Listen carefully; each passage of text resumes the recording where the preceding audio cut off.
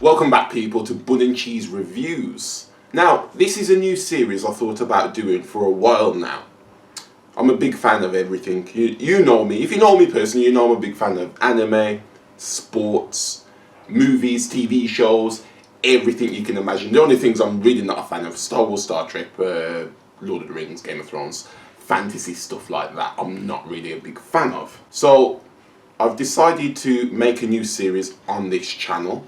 I was originally thinking about making a second channel and doing it that way, but I think doing it on this channel is easier to manage, and I've had advice from my friend Kath, who's usually in the description for his site because he's a good designer, so I always put it in there, bro.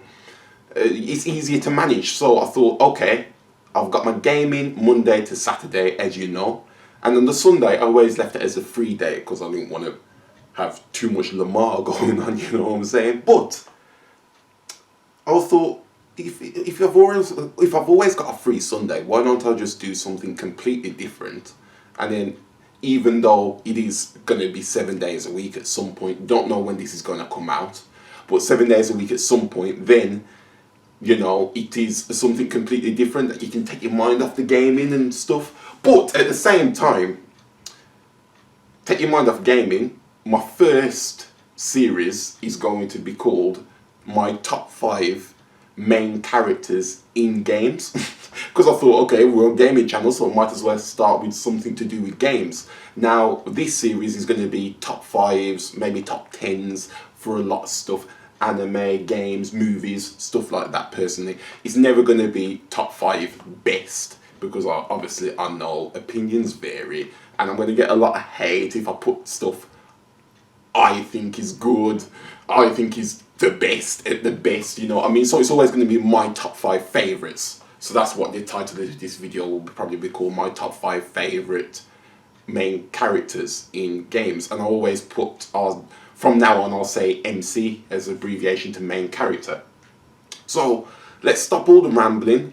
I hope from when this video comes out, then I've got at least, you know, a month's worth of these Sunday videos that I'm going to be putting out every Sunday and stuff of different top 5s. But let's stop the rambling now and get straight to the list. So number 5, Sonic. His design is recognisable worldwide, and for a good reason of being inventive, completely flipping the script of what a hedgehog should look like and should actually do. Not only is he fun and mischievous, appealing to young children, but he also appeals to teens and adults, of course. His regular power system is amazing, as you know, but that pales in comparison to when he can transform by getting all of the Chaos Emeralds into Supersonic. Also can go even further into Hypersonic. He gives him new powers such as exponentially multiplying his speed, and gives him chaos powers as well, which can vary from game to game of what you are playing. Obviously this transformation, because it's gold and it's glistening, it's heavily influenced by Dragon Ball Z's transformation of Super Saiyan, which I mentioned when I was playing the Sonic the Hedgehog 2 in my Game Nostalgia series. Sonic is heavily influenced by Dragon Ball. You can tell with a lot of similarities between the two. He's one of the first main characters I ever remember, and he's one I will not forget because it's Sonic, man. Number 4, Spyro. Spyro, a friendly dragon. It's not often you get friendly ones, but this little guy is such a likeable character that I played the Year of the Dragon on the PS1 pretty much every week when I was a kid. He can breathe fire, of course, he's a dragon. He can ride skateboards, and he can stun enemies with charging headbutts. His objective is usually to save dragon eggs from the realm he's inhabited in. His design is extremely smart, as it picks him as a small, cute, purple dragon, which obviously doesn't live up to all his brave endeavours.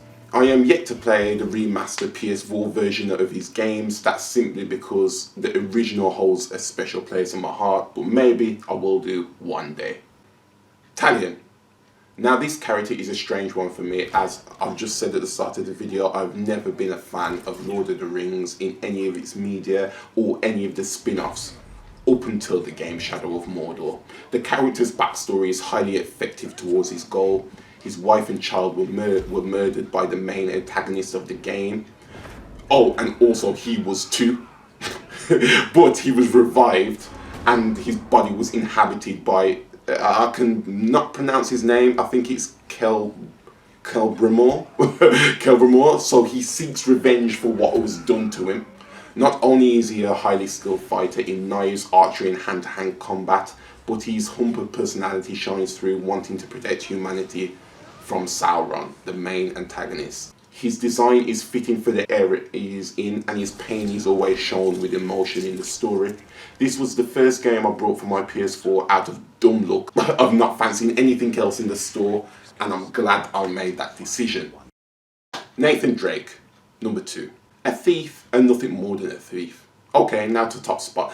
Nah, I'm joking. I can't do the OG boy Nathan Drake like that. Come on, man. You know I'm better than that. What I love about Nathan Drake is he is a living embodiment of people being able to change for the good, which is something that needs reminding in today's society. But yet again, he was never an outright bad person. He was just a child stealing to survive. It's quite emotional when you realise how relatable that is to the current world we live in. From his early years, he is charismatic, funny, smart, and keeps hold of these qualities as an adult, making him an inspiration for every young child out there going through hard times. It's obvious he was based off Indiana Jones through his archaeological expeditions and his rough fighting style. He's one of the very few characters on this list that I have played every single game with him as a main character and thoroughly enjoyed each one and was happy with his ending. A thief that saved the world. Now, at the top spot is somebody that's also very recognisable. Dante. Anybody that knows me personally knew that I grew up in a very religious household. So this character has always been one that people are surprised that I am affiliated with. Dante is a Nephilim, a hybrid of an angel and a demon. This gives him amazing abilities, with perhaps his most well-known one being the devil trigger, which can transform into a demonic version of himself, amplifying his attacks tremendously. Yamato can separate man from devil. And what about the rebellion?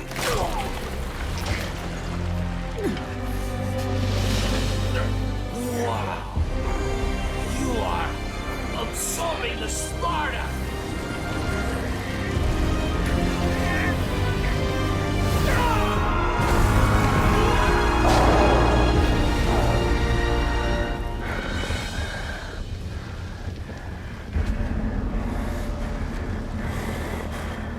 He's also extremely skilled swordsman and fighter. His design took to my fancy so much that I pictured cosplaying him. A black guy with long white hair. That would have looked ridiculous, so I'm glad I didn't, but it is something, you know what I mean? His long trench coat and boots screamed emo, but cool. Something I didn't know could cross between each other in 2005 when I was a young kid. And the storyline with his twin brother Virgil is one that I won't ever forget. When I planned this list, I put him at the number 1 spot from the beginning, as I knew he was always going to be there for me. And also, he had an anime based off his game, made by Madhouse, and it showed Dante to be even more sensitive over losing his mother.